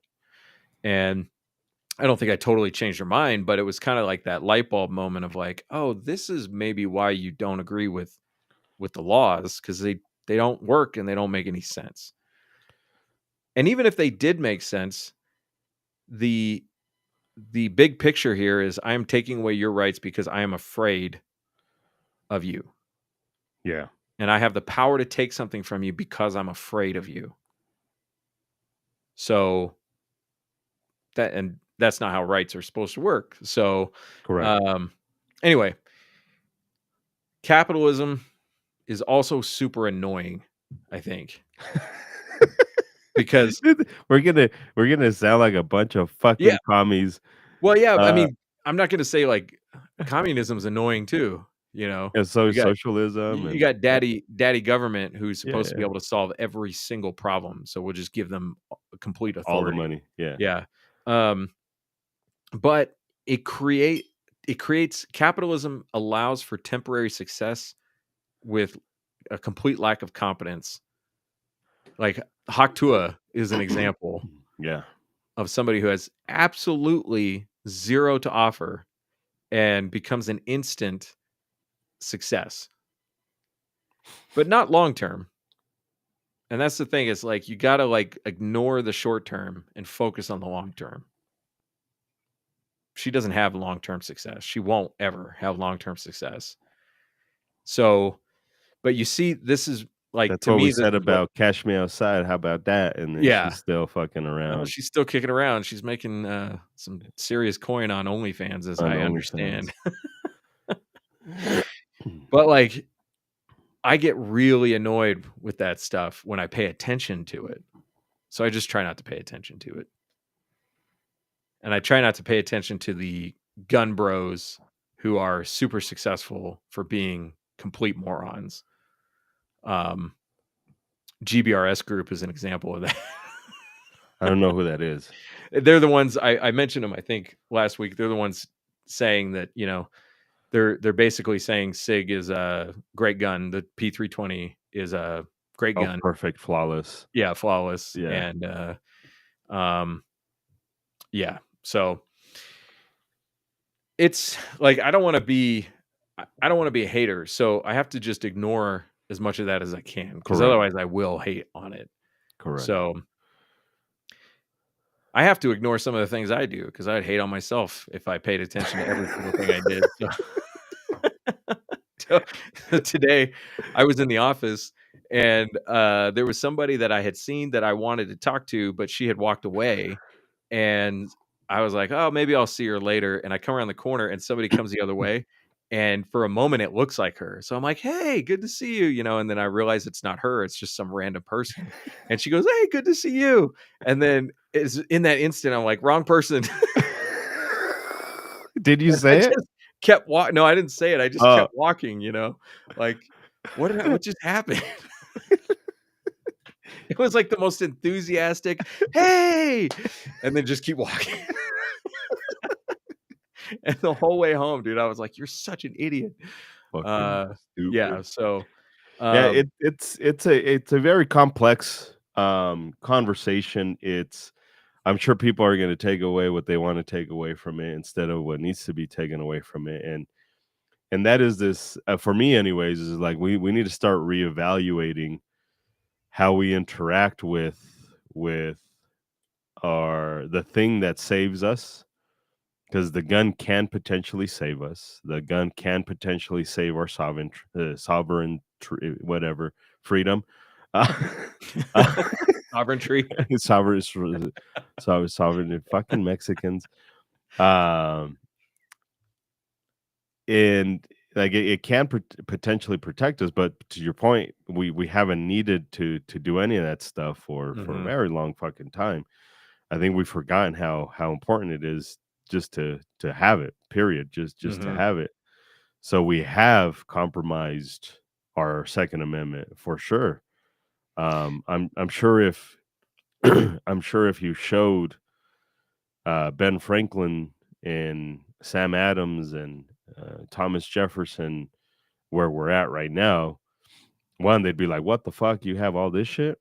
And then mhm, two, they'd be like, "What the fuck? You register this stuff?" And like, "What do you mhm, mean you agree with that?" And what the fuck you mean you're okay with the big beautiful bill to increase more money spending as long as it doesn't give you a $200 tax stamp? mhm. Like it's like it's fucking weird. Um, we're in this very weird spot where if there's anything killing the Second Amendment is just um I think it's we want to use it as a product, and as soon as it becomes a product, it's no longer a right. Yeah. Uh, Yeah, I hate to call this dude out because I think, if I knew him personally, I think I'd like him, but Colion Noir does this constantly. Support the fight to protect the Second Amendment by buying my T-shirt. You want me to Like text him that, really quick? text him. That's exactly what he says. If you support the Second Amendment, show it by buying my T-shirt. And it's so slimy. It's so slimy. But part of me is like, I can't hate because that's the market, Oh, I almost you showed know. his number on. I was about to show the text, and it has his number up I there. wonder if he still has that number. Yeah, he still has it. Yeah. Yeah. Should text him a big booty hoe and see if he responds.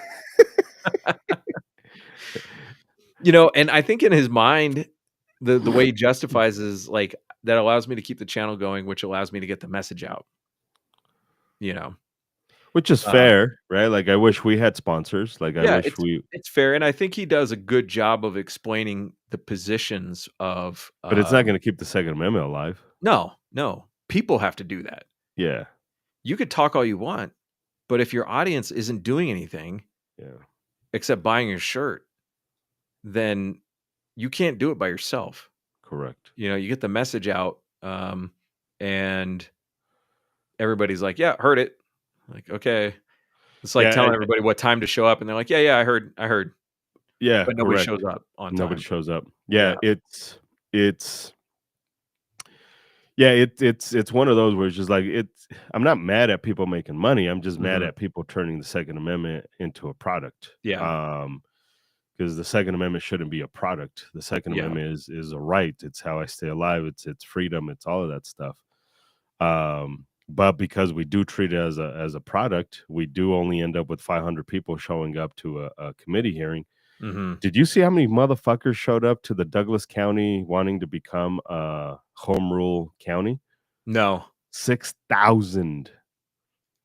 To support it or to Just have a conversation about it. Oh, wow. The county had a meeting, and they're like, "Well, we need to develop a commission because we want to become there's a whole process on becoming a home rule state. I think it takes Mhm. like 2 years or some a home rule county jurisdiction." And they're like, "Fuck yeah, Denver has it, Broomfield has it. I forget who else has it. Boulder, I think. They're home rule."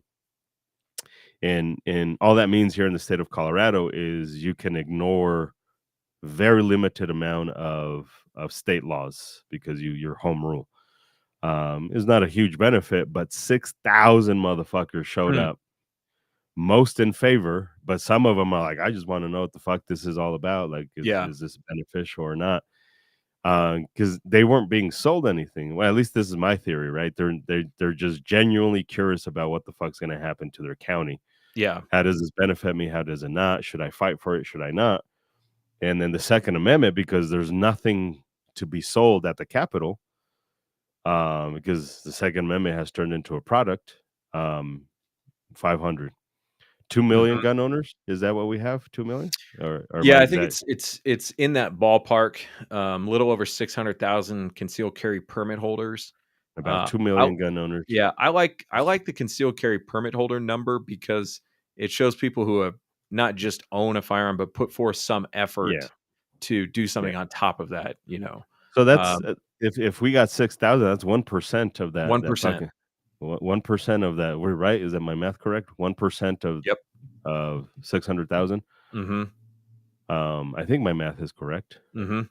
Um, it's just 1%, but we can't even get that because again, there's nothing to be sold at the Capitol. There's And no people are like, "Well, I yeah, can't show up to the Capitol." Like, you can testify on Zoom.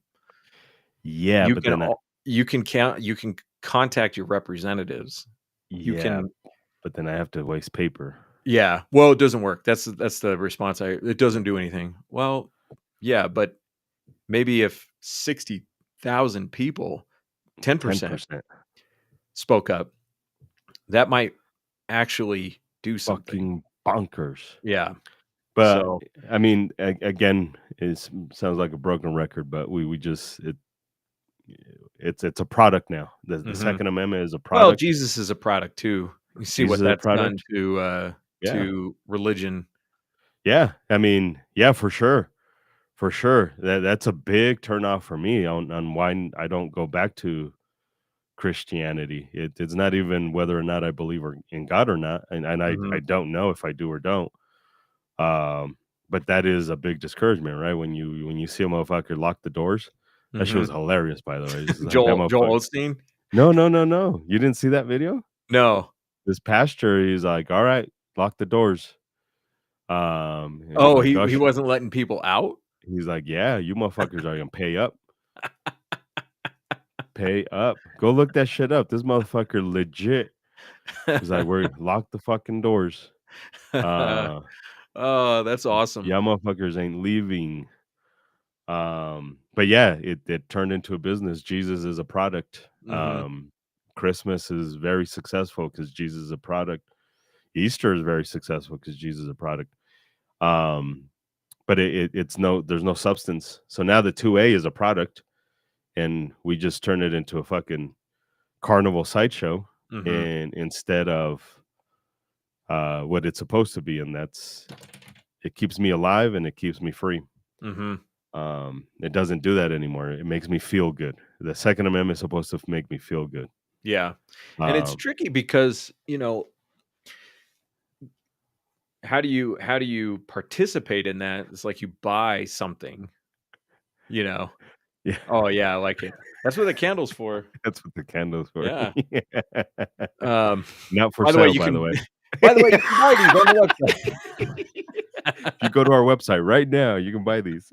website.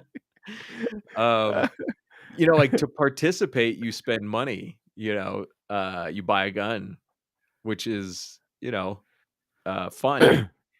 And it's Oh, it like feels cool. it's like an expression of your participation. You're like, check it out, I got a gun. And that's it's not really the point. The point is to be autonomous, to be able to make your own decisions. Like you can exercise the Second Amendment by not buying guns. It's your choice um Yeah. on how you protect yourself. But it's tricky, and people have relatively short attention spans, and I don't mean like, oh, everybody's watching TikTok and they have like human beings have a short attention Right. spans. And that is primarily focused on day-to-day survival. And so if you're not really needing that thing for your day-to-day survival, it just gets further and further away from your priority. So, yeah, pray to the saint of the Second Amendment, Santo Edgar. Yes. So, I've been burning these when I do my videos, and You so need a I'm new. gonna need a new one at some point. Oh, But I'll send one with Seki. Uh, you know what I need is a whole bunch of them just lined up like a Catholic church or a memorial on the side of the road. I'll put a little caballero. Is that it? Cowboy caballero. no, caballero is a gentleman. Okay, Vaquero, caballo. Ah, Vac- vaquero. vaquero. Yeah, put a little cross with cowboy hat on it. um, yeah. So, uh, then you start buying these things, and they turn into like their own kind of status symbols. Um, and you get it's easy to get wrapped up in that too. It's like, oh, this gun's cool, so if I buy it, that makes me cool. Let me show everybody how cool I am. I mean, I'm doing it right now. I got that freaking thing in the background to add to the cool ambiance. Put a fucking red light on it, and like, ooh, Fuck yeah.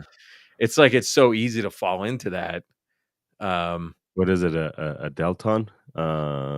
no, Is that what that brand is? Delton, Delcon? Delton. I think they went out of business. Oh, they went out of business. Yeah, That was one um, of the cheap ones, right? The Deltons, it was one of the cheap ones. This is a poverty pony mostly, PSA. PSA. But I started building this because I watched Blood Diamond and I wanted to make the same gun that I saw in the movie. I don't even know what that is. Um, so, because they're cool, they're fun, they're cool things to have. Uh, Interestingly, though, though over the last few years, I've lost a lot of interest in that cool factor, and I have some cool guns, but I don't really even use them that much because I'm not really that interested like I used to be. I'm interested in if my handgun works, can I use it appropriately, and can I teach other people how to use it? Yeah, So it's been interesting to see your evolution from douchery to to mild douchery. Mild douchery. It's so fucking funny because I talk about being a douchebag and how Sig caters to the douchebag, Yeah. and they're all like, "I have 5." Yeah. Let's see, I I have 2. You have 2 I have Sigs? a P938, but I am selling the P938 because I haven't fired it in probably 5 years. Yeah. Uh, I have a 938. I think I even have a 238, and then I have a P320, and then I have a is the P320 locked up in a bulletproof safe? yeah. I carried it for a little bit. I think I carried it for, like, a month. It's Yeah. the P320X compact. So I don't think we've talked about exactly that on the podcast. I know we've talked about it over text, but what is your impression of what's going on with that gun? So, I genuinely believe that most of the guns that are fucking up, if we pay attention, because SIG currently does truly cater to the douchery. Mhm. Like, if you look at where all of these guns are showing up and where they're going off, minus the 1 or 2 police officers, most of them are at these classes where they wear the tack vest and the night vision goggles, and they do the slicing of the pie. I may be wrong, but that's where I see them. Of the few times that I've seen them, that's where I've seen them happen. So I've never seen it happen at um outside of that. Like I've had a few people in my class have the P320s. They carried it just fine. I'm sure you've had people with 320s Mhm. and they carried it just fine. But we also ask people at the beginning of class, have you modified your gun? Have you upgraded anything? And I think a lot of these humans are taking already a pretty iffy design. I don't think it's a horrible design, but it is pretty iffy. If you take it apart, like it's like it's not amazing. I've never seen it to be fucky. Mhm. Um, and then they modify it. They Mhm. because you know the douchery, they want a lighter trigger press because some douchebag on the internet said smooth trigger press. And they swap things out and I'm assuming that that's what happened. Nobody talks about it, right? That's the Mhm. problem is everybody's just like, well, it happened. I've Um, heard some speculation that having a flashlight on the gun is doing something, but I'm like, that should not Not even adding a close. flashlight should not make your gun dangerous Not even a little inherently, bit. right? Like your actions with the flashlight might make it dangerous, but Yeah. adding something to the outside of the gun that doesn't interact with any of the mechanical function of the gun shouldn't affect how the gun functions. Especially if it's in the holster Yeah. and you're listening to a briefing Yeah. and it just goes off. Um, I really don't know. I'm not really good enough at the understanding of the engineering to make a statement, except to say that why don't we if SIG is fine, if the 320 is fine, why don't we see other guns having the same types of problems at the same scale? Um, Yeah. And again, the other thing they cater to the douchery, so they don't have a tap safety on the trigger, which is a drop safe mhm, primarily. But it could add to their plausible deniability, right? Like, now you can say, "Well, it's got all but they don't have that external passive safety, mhm. which Glock has and FN Reflex has and your Yeah. HKVP9 has, and Another reason why I'm suspicious of SIG in all of this is that there is plenty of documented breakages with these guns where they're not going off, but they're breaking under yeah, normal wear and tear. yeah. There's an instructor who has a YouTube channel, and he's got multiple videos of the Sig 365 having a breakage in the same place, so much so that he just keeps extra pieces on hand for that one breakage. And these guns are failing after 3,000-4,000 rounds. Yeah, I made a video about this a little bit. Hmm. And it was mostly to say, like, I don't know what the fuck's going on, but, like, one thing that I did notice with my P320, and this is a reason why I stopped carrying it, is because it's got the fire control group, so it separates, and it Mhm. seems like it allows more space for shit to get in there. Mhm. And there was one time I was at the range and I used that gun as a demo. So I did shit with it that I wouldn't do under normal circumstances. It hit the ground a little bit more and stuff like that. We're talking about the frame. I Mhm. took the gun apart and it was just the frame. So I can hold the frame, Mhm. just that. And um so some dust got in there and it did not cycle properly once that happened. I've done that with basically every other fucking gun. Mhm. I've done it with Glock and I've done it with Smith and Wesson M&P. I've done it with an HKVP9. I've done it with the 365. I've done it with a bunch of other fucking guns, and not a single one gave me an issue like that one gave me an issue. Mhm. So it seems like the tolerances between the frame and the fire control group allow for more dust or particles to get in there and have more of an issue. Now I don't know if that's just a one off that happened to me, but it is one like you say, if this is because Glock has spacing there for you to take out the housing in the back and shit like that. Mhm. Like it's not like space is unique to SIG, but it seems like there's enough of a space Yeah. for it to have some issues. So to your point is why isn't it happening to other guns that are made very similar to Right. this technology? Why aren't we having I mean, because think of how many new design striker-fired handguns, because the P320 is a relatively new design, in the world of striker-fired handguns, but there's plenty others that are less are newer than that one, and we don't see the same issues with them. Correct. Um Fuck, the FN Reflex is a really awesome design. It's a hammered gun, so I don't know that I would ever carry it. But it seems like fucking Glock and a hammered FN fucked and had a baby because Mhm. it doesn't have thumb safeties and it does have a trigger safety. And that one is kind of interesting technology from an engineering standpoint, because it seems like they made it as safe as a striker fired in a hammered fire. I haven't seen it all that much, but Mhm. from what I've seen, it seems like they've done a pretty decent job with it. And that one hasn't had any issues, Yeah. right? Like that one, fuck the easy. You and I have seen firsthand how shitty that gun is. Um, and at the same scale as the P320, we haven't seen it. Yeah. Yeah, I Um, mean, so it's just like there's a bunch of red flags going on with SIG. And if you have a bunch of red flags going on with your product, and there's at least plausible reports that they're going off without people intentionally pressing the trigger or pressing the trigger at all, uh, then I'm gonna be pretty careful around, especially that model of the gun. But I'm a little concerned because I've been carrying a P365 for quite a while. I'm a little concerned that it's not as durable as I hoped it would be, and I don't want to carry a gun that's not durable. So yeah. I think SIG needs to unfuck themselves.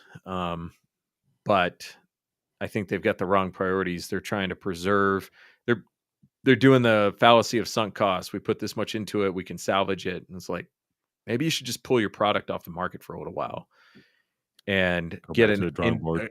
get some independent third parties to verify your engineering um and your construction of these firearms, because I think Well, there we go again with the money being the priority. Mhm. I see this with people as well when they buy a shitty gun instead of saying I just bought a shitty gun. Mhm. There's nothing wrong with saying I bought a shitty gun, but what they'll do, it's the dead horse theory, right? It just now it just needs a new saddle. Mhm. Let's just fucking polish its hooves really quick. Let me braid its hair. Like the fucking thing's dead. Like, Let me braid its hair. uh, Uh, and Sig has been like shit. Even when they did the fix, it wasn't like everybody should send us their gun back. mhm. There's probably still Gen 1 P320s out there that don't have the fix Mhm. because Sig was not like, yeah, we fucked up, send them all back. They're like, no big deal. Um, if you want to send it back. Yeah. It's a Yeah. voluntary. Yeah. All right. I have one more topic to talk about, and that's limp wristing. Limp wristing. So limp wristing is, when you're not putting enough leverage on the gun and you fire and the gun tries to cycle, but it loses so much energy because it's moving in places it shouldn't be moving. And I've had people in classes who are not weak, who are not, they don't have a terrible grip, but they're getting limp wristing issues. And then you go watch these dudes like in the hood shooting guns that are like big guns. I'm talking like full size Glocks with one hand over their head sideways, and they're not getting any malfunctions. They're not getting any, failure to cycle or like any of those failures. I find this very confusing. I find it very confusing that you could put two hands on the gun and experience a limp wristing malfunction when somebody else is putting minimal effort into that gun and it's functioning just fine. Do you have an explanation for this? Well, one of the things that we kind of have to look at when we look at this is this equation is the moment of inertia. So we can also look at the moment of force, but because the moment of force is a little bit different, but it still relates. You can argue that it can be the moment of force, but in my non-PhD physics knowledge, I believe that the moment of inertia is more representative of this. All right, explain moment of inertia to me like I'm 5 years old. Let me show you moment of inertia. Okay. Like you're 5 years old instead. So if we go, Gonna get your G.I. Joe and your Barbie out? fuck yeah. Fuck yeah, I am. 50. I'm gonna pull up a video that shows this pretty good. So this is, I didn't have it queued up, so I need to go hunting for it. So the inertia is tied to the conservation of energy, right?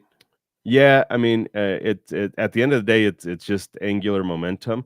But if you see this, it makes sense a little bit more. If you see it, I think it'll make sense.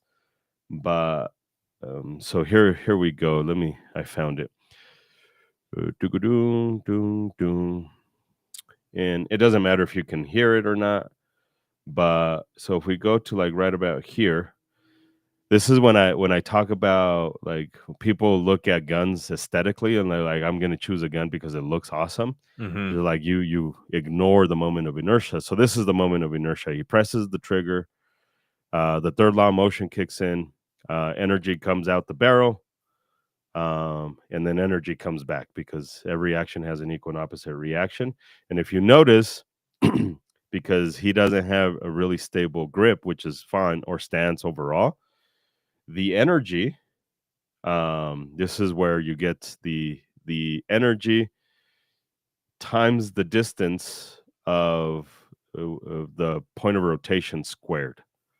Okay. If that made sense. So you have to measure the energy, and then his wrist is the point of rotation, the point of pivot. So acting as a lever. It's acting as a lever. That's going to go up, and this is why you see this. So he shoots the gun, and then he points the gun at baby Jesus. And then right at the exact same time, or in the same video, we see him shoot a Barrett 50 cal. And if you notice the bipod, especially the bipod, doesn't really leave the table. The muzzle doesn't go up, the muzzle goes back. That's because the point of pivot is where his shoulder's at. So the energy goes straight back into his shoulder. It doesn't go up. Now, if he Okay. stands up, we know what the fuck's gonna happen. Because now the point of pivot kind of does change to his feet to a certain degree. So I without seeing, but I have seen this. I have seen this where newbies or people who have been shooting for a very long time and they think they know how to shoot will get a lot of cycling issues, a lot of malfunctions because they will bend their elbows a little bit. I hope we can see. Mm-hmm. They will bend their elbows a little bit. So now you're adding the point of pivot is even lower than the wrist because now your elbows become a point of pivot and now the Mm-hmm. energy is further than the elbows. So you've lengthened the lever that Cor- spends energy. Correct. Okay. And then the gangsters, if you watch them, most of them are with a high extension and there's more stability if that makes sense, right? Because Yeah. now they're extending out fucking now there's no lever or the Right. lever is more stable, kind of like the shoulder thing. So I Yeah. without seeing, I Okay. can't tell. That's plausible. What brought this Correct. up is I had somebody. I mean that plausible and it's starting to make sense to me. No, but it is plausible because I don't know without seeing it. Like Yeah. it's yeah. What's weird is so. Let me ask a question: would the length of the barrel make a difference? Yes. The length of the barrel will always make a difference, but not as much of a difference as we would make it out to see. Okay. Um, Because the eh, length of the barrel, you're adding more leverage to the end of the gun. So when the gun is trying to rotate, yeah, but you're talking about pistols, like it's not enough to counter the third law of motion. mhm, it's Um, a it's a it's too small to it measure. correct. Okay, because here's what happened. I had a guy in the class who was shooting some fancy race gun. You know, it's marketed as like a fancy, cool carry gun, but it really belongs more on the competition platform. And had a compensator on it. Had a longer barrel, and this guy wasn't a small person; he was a normal sized person, and he was getting malfunctions, and his grip was like that much lower on the gun than it should have been, which wasn't a lot. And I moved his hand up that little bit, and I told him, you know, you need to adjust your grip, put a little bit more pressure behind the gun, and fixed it for the rest of the day. And I'm looking at this gun, I'm like, I don't see any real reason why this little shift in the grip would make that much of a difference when Yeah, but your timing that's it's squared. That Mhm. distance Yeah. is so the energy times the distance squared. I'll show you I'll send a video to you that explains it pretty good. Mhm. Because when you're talking about squaring the distance Mhm. and then you're timesing that by the energy that the gun's making, um, it's it can be pretty significant, which Mhm. counters the size of the barrel. This is why the size of the barrel, like it matters, but it's not as much as the squaring of. It's kind of like when we get the 45 in kinetic energy. The 45 is awesome. But the very first thing we do in kinetic energy is we reduce the mass. What we Mhm. square is the velocity. So velocity is slightly more important than mass. Mhm. Mass matters, but if you have big mass, low velocity, it's not as awesome as if you have okay mass and then a fuck ton of. This is where the 10 mil is super awesome Mhm. ballistically. We all suck with it because there's a lot of third law of motion.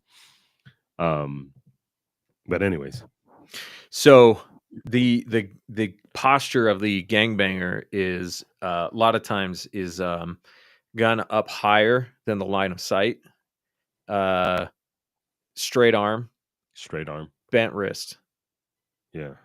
and so The wrist is still the point of pivot mhm, in that particular area. But now you're going, um, are we gonna get fucking kicked off? Yeah, I'm not. Now you're going. Now the angular momentum is sideways. Mhm. and it's no longer up. Well, the movement of the wrist in any direction doesn't really matter Yeah. Yeah, yeah, if the yeah. arm is straight, Correct. Yeah, right? yeah, Because yeah. now we Yeah, removed the elbow as part of the pivot point, I guess. correct. Yeah. Um, yeah, I guess I understand that. It's baffling to me to see somebody doing it almost completely right and failing, and then seeing somebody do it, like, really terrible and not failing. And not failing. Yeah. And then you have to remember some guns do tolerate your bullshit a lot more than others. Yeah, yeah, that's true.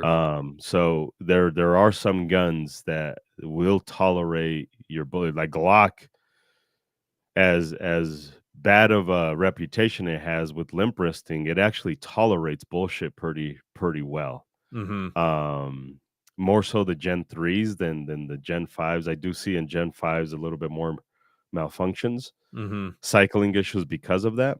But overall, it does fine. You get a smaller gun, the recoil spring is sometimes too stiff for the motion.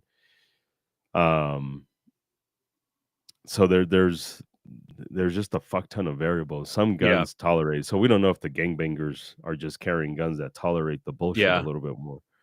Yeah, and then you get guys who are, like, doing that dumbass position with the gun, and it's full auto, and they don't have any malfunctions. It's weird.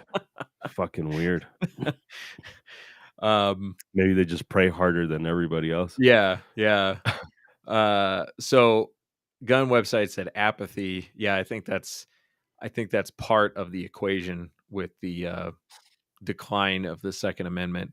Um, and then, who said, I think the Joseph. guys in the good hood get malfunctions. They get them, but if you watch enough of these videos, you'd be surprised how many don't get them Yeah, when you watch the way that they shoot these guns. correct. That's the problem with watching 2 or 3 videos. Yeah. Isaac, if anybody watches videos and study this, Isaac watches an unhealthy amount of people getting shot in the fucking face. Yeah. An unhealthy amount. So so, like, when we're reviewing that other video and the guy gets a spinal shot and just falls to the ground, and I realized the whole time I'm doing the video, I haven't even looked at the bad guy. I'm just like, "Yeah, the guy's dead," like, what. Yeah, yeah, yeah, just move on. Let's go study the rest Yeah, of it. Which at some point we have to, right? This yeah, is the problem with people is every time I show them videos, they're like, "Whoa." I was like, "No, yeah, no, no, let's break it down." yeah, part of me is like, "It's 2025, is this the first time you've seen somebody get smoked?" It and then you have to break it down. It's like, "No, this is why this is wrong, and this is what you should be looking at, and Yeah, this is." And it is weird to be like, "Yeah, disregard the dead guy. Let's look yeah, at this person." The one in Brazil, the tent city, like that's one that people are like, "Oh my god, it's so quick and fucking he won." I was like, "Yeah, but he was looking at the ground the whole fucking time that he was shooting, yeah, or when he started when he won, and then he almost hot shot his fucking foot off." But people will only see what they want to see, mhm, instead of seeing what is actually in front of them. yeah. And There's a if video that I try to watch it every year or 2, and it's a medical it's a medical lecture, so it's kinda long, uh, and it's about bullet injuries, um, and the guy's an anesthesiologist, but he kinda has this interest in gunshot wounds, and so he spends quite a bit of time talking about gunshot wounds, and then he starts talking about the hospital setting and how to control blood pressure and, with somebody who's losing blood and stuff like that. But his presentation is like half stand-up comedy, yeah, and he's showing X-rays of people who have died or been seriously injured, you know, but he's not thinking about that as like the reason why we're doing this. The reason why we're doing this is we want to understand this mechanism of injury better. And to keep you engaged, it's that real, like, gallows humor, and he's focused on something completely different than what your typical person, correct, like, correct. "Whoa, that's an What X-ray the of a fuck? gunshot victim," and you're like, "Yeah, yeah, but, like, this is the point," Correct. Um, because I used to show a lot of those videos in the classes. I don't really show them anymore because I've really gotten away from using a TV at all. Yeah. Uh, but yeah, people get focused on the tragedy because it's really the first time they really saw something like that. at least on video. Correct. And not everybody, but a lot of A people. lot of people. And it's going to make it hard for you to take the right thing away from that video. Now, using the tragedy could be an example of like, this is why we respect the tool, because of the power it has. This guy was alive 2 seconds ago and now he's not anymore. Yeah. But I And this think, is why you don't fucking carry in the small of the back. yeah. So anyway, yeah, I do watch an unhealthy amount of these types of videos. This is off topic mostly, but one of my favorite videos to watch for a long time, I stopped watching them because I kind of got tired of it, but was the hood to hood videos. Those were some of my favorite videos. The guy just showing up in the hood with a video camera and interviewing the dudes on the corner, Oh, and I'm interested to see what they're gonna think now that their homie was pardoned. which one? The Disciples guy. Oh, Chicago. yeah, I saw that. He got sentenced back in the 70s, right? Yeah. Was he Gangster Disciples? Gangster Disciple. I need to text somebody. You and I both know somebody who was a disciple. Mm-hmm. I'm gonna see what he says about it. I wonder why he commuted his sentence, or did he pardon him? I think he commuted his sentence. Yeah, I don't know what the fuck he did. Yeah, probably because he gave him $1 million.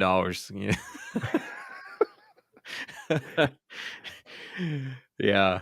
All right. So that we covered a lot. Yeah. We said words. Yeah. We said words on a Thursday.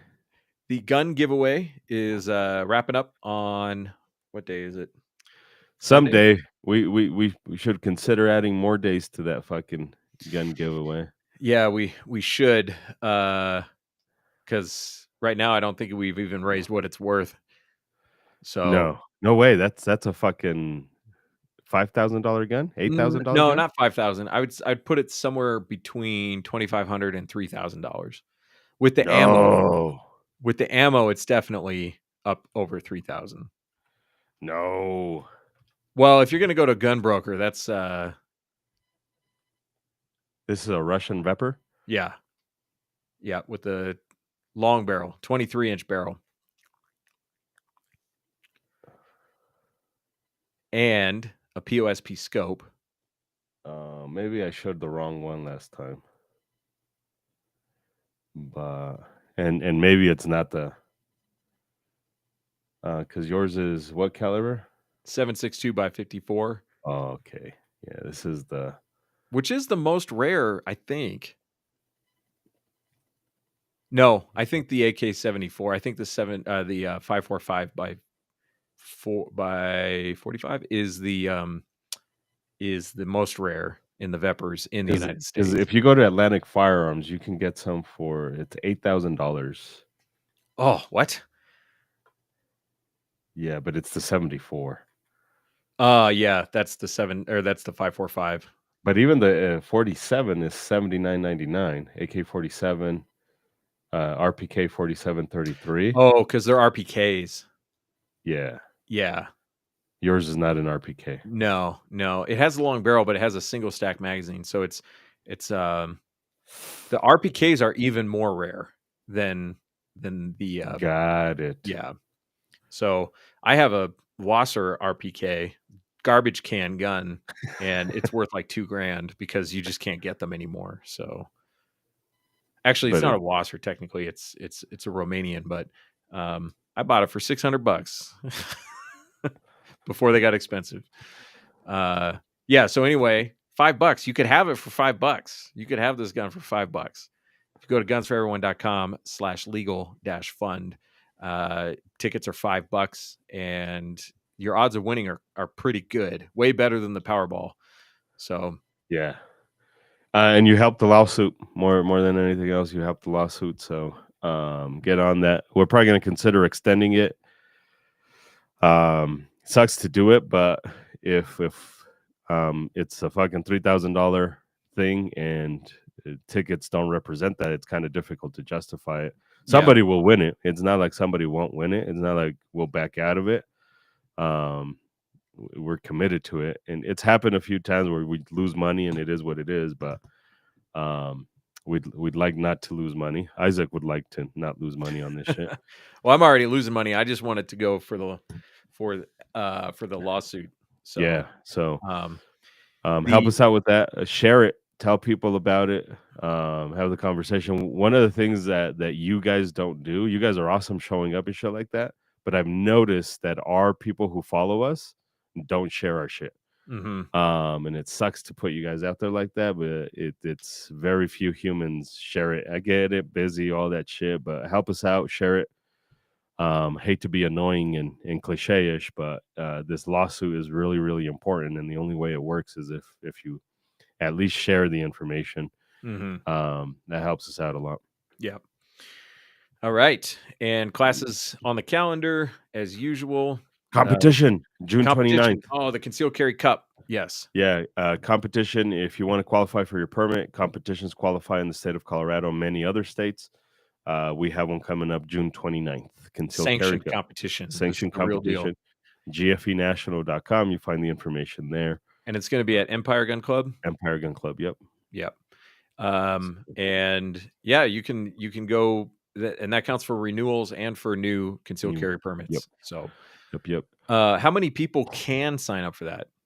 I have it limited to 40. Okay. If more people register, then we'll consider upping the number. But as of right now, I have it maxed at 40 people. All right. And there's a few different divisions. There's an open division. There's a stock division. You have different names for them, but yeah, the production optics and open. And this go around, it's only going to be handguns. Next go around, we'll have rifle as well. So yeah, it'll be fun. Right on. Shit. All right. So, appreciate it, guys. Yes.